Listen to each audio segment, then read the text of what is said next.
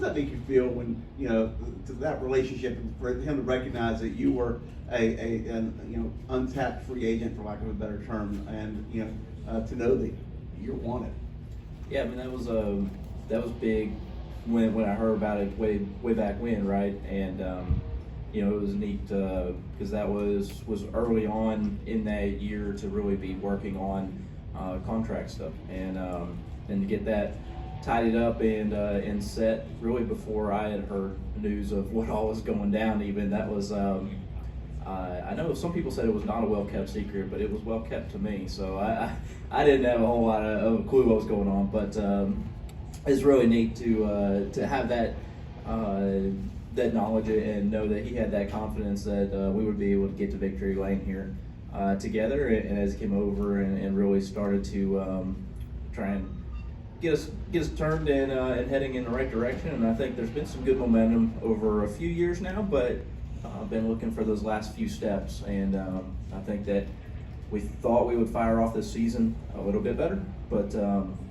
there was no quitting anybody, and took us a little bit to get traction under our feet, but we got going pretty good through the summer, and feel like we're in a good place where there's more of these potentially this year for us. And between both cars, I think that was awesome to have two cars that led so many laps at Bristol.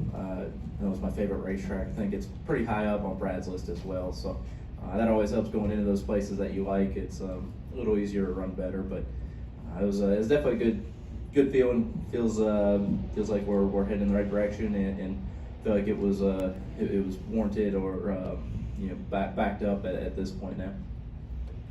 All right, we'll go right over there and then up to Bob. Justin Schuler, kicking the tires. To follow up on all of that, well, first off, congratulations on last weekend, but how does that feel to finally get this checkbox cleared off and get that behind you guys? Because, obviously, Brad's a winner, he's a champion. We know you can win, so how does it feel to finally get that checkbox done?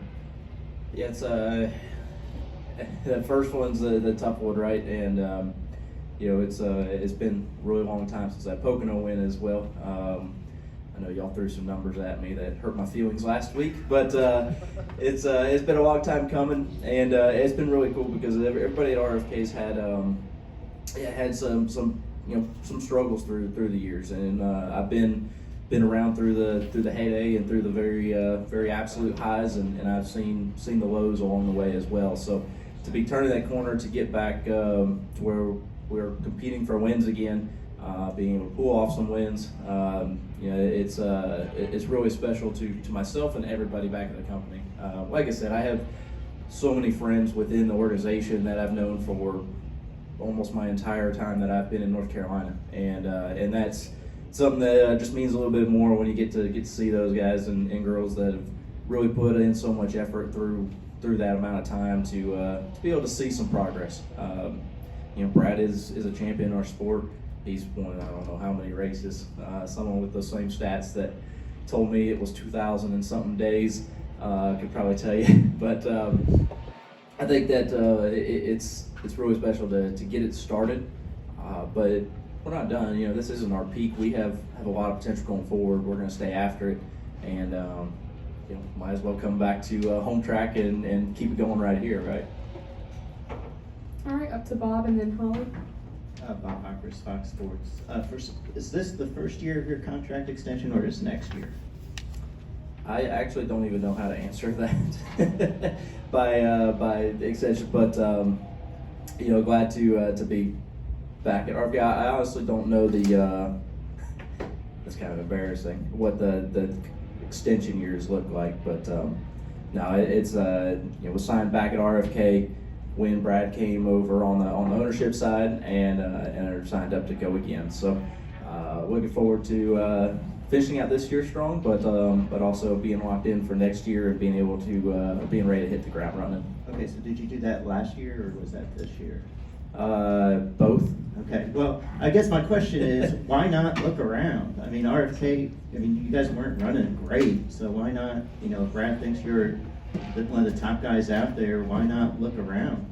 I think there's two sides to it, but the way I see it, I have so much appreciation for Roush, for Jack, for Robbie Reiser, for everybody at RFK and for Brad as well, that has really helped me fire off my professional career, right? I mean, this was, I came from racing Legends cars to signing up with Roush to go into a development program and run ARCA races with the Rulo brothers up in the Chicago area. So I feel a lot of loyalty to RFK, and like I said, I've got friends here that I've known over 10 years that have watched have the absolute best days in racing and seen them go through the dip and be on the return side of that as well. So it gives me a little bit of extra pride to know that we're working on bringing that upswing back and seeing that those rough years and the effort not declining and staying there is yielding results, and to get that first win at RFK for myself, for the organization this year, and to do it in the first year with the K added onto the end, I think it just gives me a little bit more excitement and pride that we're able to get it done here, and I think we're going to get it done here. And we're not, like I said, this isn't our peak. We're actively getting better, and I think that the potential is here to do better than any of those other teams out there. So I think that's where we feel like the confidence level is really good. It has been all summer long with a few stumbles along the way, but for the most part, some awesome races at all kinds of different racetracks. And maybe Mile and a Half are not our best at the moment, but even those have been competitive. And so we look at this one as another, not reset, but another opportunity. And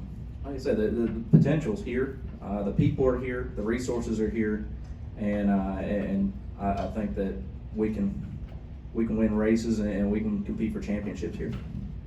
All right, we'll go to Holly and then up here. Hi, Holly Kane with the NASCAR Wire Service. You touched on this a little bit after you won the race, but what does it say that there have been so many different winners, and the fact that 3 people that aren't even in the playoffs have swept the first 3 of the playoff wins? But what is that saying about the health of the sport right now and the competition level overall? Yeah, it's a pretty wild first round of playoffs, and you're a huge fan if you're not in the playoffs right now of how it went. But I know there's a lot of playoff drivers that definitely didn't see that one going that way. I think it shows that there was a really high potential for race winners not to make the playoffs this year, and it didn't quite happen in the timeline before the cut, right? Can you imagine if we got down to it and we had not just one, but maybe 2 drivers that had won races that were kicked out of competing for that championship, sitting there thinking, man, we had a breakout year and we don't even get to try. So we were close to that, and it wouldn't have taken but 2 or 3 different races along the way, and some just a small different moment along the way, a little different luck here or there. We had moments where I thought we definitely could have upset that and added our name into that playoff potential box. So it's cool to see that many different winners. It's cool to see it across so many different teams. It's really neat to see it across a bunch of 2-car teams, right? It's not just the 4-car operations, and I think that really goes to show that the potential with this car is there for everybody, and it's been a big deal for everybody in the garage. It's been a large learning curve, and without the majority of the testing that we typically would have had with what I would consider basically 0 practice. I know it's still here, but it's hard to get this thing right off the truck, and so we had teams that really hit it early on the West Coast swing and really racked up a lot of wins early. We had teams that came in during the summer, and then we've got was it 2 or 3 of us that hit it after that cut, and so it's cool to see, because there was some potential for a heck of a storyline going into the playoffs with people missing, and just needed a few more races to get that accomplished. Jared Haas with Frontstretch.com.